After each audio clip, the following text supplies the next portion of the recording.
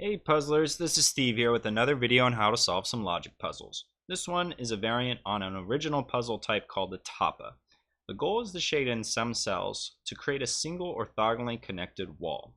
The given digits are clues similar to a Minesweeper clue in that they tell you how many adjacent cells are shaded.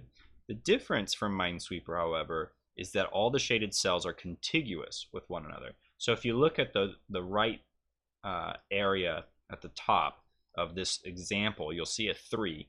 All the shaded cells are going to be next to one another. You can't have, say, 2 at the top, 1 at the bottom, and the shaded cells be disconnected. Some clues are going to have more than one number in them, and that indicates that there are 2 sets of shaded areas, or 3 sets. So just below the 3 on the right hand side, you'll see a 1, 2 clue. So there's one shaded cell by itself, and then there's a group of 2 shaded cells next to each other. So that's how the clues work. The one other rule is that there must not be any 2 by 2 area that's all shaded or unshaded. So in the original puzzle type, you can have a 2 by 2 white area, but not in this variant. So there's no 2 by 2 area that can either be shaded or unshaded. So that's it for the rules. What I'm going to go ahead and do is try to solve an example puzzle for you guys so you can see how it unravels and share some common tips and tricks that will hopefully make it easier for you to solve this type of puzzle yourself in the future. Now, I've pulled this exact puzzle from a recently published book I have on Amazon. I'll post a link in the description below. Would love it if you guys would check it out. I had a lot of fun making the puzzles. Hopefully you guys have a lot of fun solving them. So without further ado, let's get started. So the first place that I would start is either larger clues or clues up against edges. The reason for that is those are going to be the most constrained, and we're looking for scenarios where there's an overlap. So what I mean by that is if we look at this 3, you can solve it by starting at one extreme, going like that, or the opposite extreme, going like that. But either way, you'll notice that there's 2 cells that always overlap in either scenario, and it's those 2 cells. So we know those are shaded in no matter what, and that's going to help us solve the 3 just below it, because now this 3 has this one shaded cell, therefore they must all be contiguous like that. And the reason for that, again, it's not like Minesweeper. You couldn't solve this 3 looking like that, where you have 2 down here and 1 up here, because the shaded cells have to be contiguous with one another next to the clue. So this would work just fine in a Minesweeper puzzle, but not in a Tapa. So we know it looks like that. So this cell here is not going to be shaded. I'm going to mark it with the dot so we know that we've solved that. And we have the same situation with this 3 where one cell is shaded. We know they're all contiguous. It has to come down. Same thing with this 3. We have one cell shaded. We can solve it like that. Now that helps us with this 3-3 clue, right? We have 3 on one side. We know we can't have the other 3 like that, because then that would be a 6 clue, right? Since we know that they're separated, we need to have put a dot there to separate them. So this side has the 3. And that solves this 2-3 now, because we have 3 over here and 2 over here. So those 2 cells that are adjacent to that 2-3 are unshaded. That's going to solve this 2 for us, because we know this cell can't be shaded, because again, it'd be separated, and that can't be. So it must be those 2 cells. That's going to solve this 3, because again, this one can't be shaded. That would be just fine for Minesweeper, but not for Tapa. Now this 5 is interesting. It has to go clockwise, because if we go counterclockwise, right, we run in, the groups have been separated. So it has to come like that. That solves this 2. We have 2 cells shaded, so we can solve that there. And I missed this earlier, but this is a 2 by 2 area that cannot be left unshaded, right? It can't look like that, so we have to shade that in. This 6 is almost solved. We have 4 cells shaded in. We need 2 more. And we notice that it can't be up here like that, because we create a 2 by 2 area. So it can't be this cell, right? So that's left unshaded, and that leaves us with those 2 cells for the 6, right? 1, 2, 3, 4, 5, 6. That's going to help. That's going to help solve this 1, 1, 3 clue because we have 2 cells already adjacent to it that are shaded, and so we need a third one because there's no 2 clue, so it has to be up here. And we separate the 3 shaded cells from the rest of the group. We have 1, 1, and 3 for this clue. We have a 2 by 2 area here that's almost all filled in, so we're going to have to unshade that 4th cell. And now if we think about this 1, 1 clue, we're going to have 1 shaded cell down here and 1 shaded cell up here, because you can't have them, both be on the same side. Otherwise, this would need a 2 clue.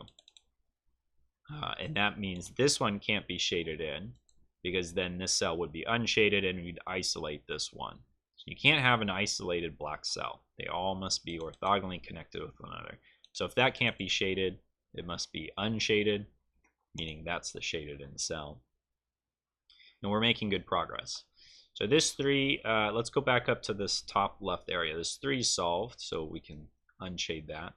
And now whenever we have a clue and one cell is shaded, and it's the clue's greater than 1, we know we can continue its path. So we know it's that way for the 2 clue. And now this is where you have to be cognizant not to isolate any shaded areas.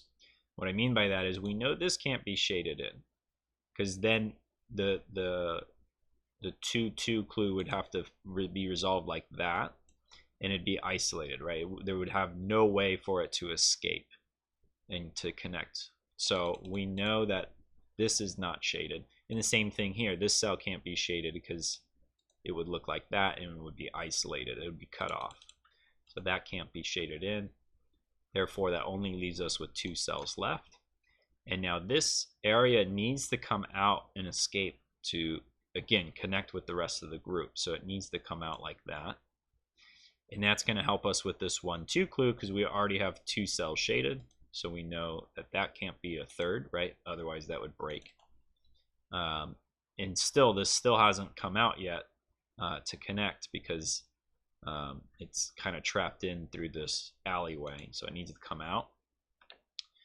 And if we think about how these 2 clues at the top connect, whenever you have a 3 along the edge, we always know this cell is shaded. And the reason for that is if you look at the 2 extreme possibilities, if we start on this extreme, it looks like that, or the opposite extreme where it looks like that. Either way, this cell always overlaps. And we know it can't be this cell that's shaded in for it to look like that because that would break this 1, 2 clue. We'd have 2 groups of 2. So it can't be here. So this 1, 2 clue now looks like this as resolved. We have 2 on this side, 1 on this side. And that's going to solve the 3 now because that all has to be contiguous. And this 5 has to turn counterclockwise because you can't have it look like this. Even though that'd be fine in Minesweeper, that doesn't work with Tapa. We have to have them all connected. We have a 2 by 2 area that can't be shaded in, so we can mark this 4th cell. Now this 2, 3 is interesting because we already have 2 on this side, and we have 1 over here. This needs to be a 2 or a 3, so it needs to come at least down 1 more. And either way, this cell cannot be shaded in, right? Because it's either going to be 3 on this side, 2 on that side like that, or 3 on this side, 2 on that side like that. But either way, this cannot be shaded. Oh, I missed. We have a 2 by 2 area here, so this 4th cell can't be shaded in. Otherwise, that would break that rule. And this has created an interesting, if we look on the left-hand side, there's this big block here that needs to connect with the right-hand side. And either way, it's going to come through this cell here because we've created kind of these 2 gates of sorts, right? If we mark this off and close that area, you can see this whole area would never connect orthogonally to the right. So this cannot be unshaded. It has to be shaded in. And now we've created a 2 by 2 area. This can't be shaded. And I think we're going to kind of have to use that line of thought again for the right-hand side. We cannot isolate any areas And if you think about this top right, this has to come down and connect here somehow. And we kind of have this sort of alleyway. If you follow my mouse, it could either come through here this way or connect this way. And it cannot come through this way because it would break this one these one clues down here, right? If it went like that, or if it even went like that. I mean, any which way, it can't come through here, right, through that gate, because that would break. So therefore, it has to connect through here. And so this has to come down. And because that comes down, that solves this 2, 3 now. So this is unshaded. And so now this clump over here connects through here. Because if we block that off, that's always going to be isolated. So it has to come through there. And so if you kind of follow the mouse, this black area here, all of this unshaded area needs to now connect up here. And again, it can't come through this way. It would break that 1, 1 clue. So it either has to come like that or like that. That's the two options. And if we think about how to solve that, we're going to have to use these clues here. This 2, 3, if we think about this cell, if that could be the 3 clue, this is a 2 by 2 area, so that'd have to be unshaded. This would have to separate the 3 and the 2, and you're going to have a problem with this 1, 1 here, right? To solve it, this would have to be shaded, and this would be trapped. It would be isolated. You can't have that. So that is a long way of saying that this cannot be unshaded. Or I'm sorry, this cannot be shaded, because otherwise we'd have to dot these 2 cells and it would trap this 1, 1 clue. So there's a long way of saying this cannot be shaded. We could put a dot there. And now we know we have the 2 part of this 2, 3. Now we need a 3 part. So it's either gonna, if we start from this extreme, it's either gonna look like that, or the opposite extreme, it's gonna look like that. But either way, you've noticed these 2 cells overlap. So those 2 are always going to be shaded no matter which extreme end we start on. And we've created this 2 by 2 area now. That can't be shaded in. And now this 1, 1, 1 clue, we have 1 cell down here, 1 cell up here. This has to be separated. So the third one is over here. So we have 1, 2, 3, 1 cell areas shaded in. This needs to connect with the rest of the group, so it needs to come up. This 2, 3 is still not resolved. We need a 3rd cell, so that 3rd cell's up there. And now this is a 2 by 2 area that can't be filled in, so we left that unshaded. So hopefully that makes sense. I had a lot of fun doing these Tapa puzzles. There's a lot of variants with the Tapas, but I think this one and the original rule sets are my favorite just because they're the simplest.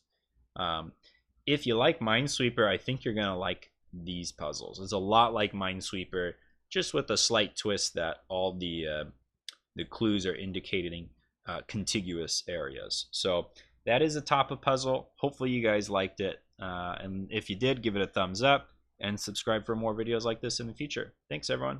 Have a good night.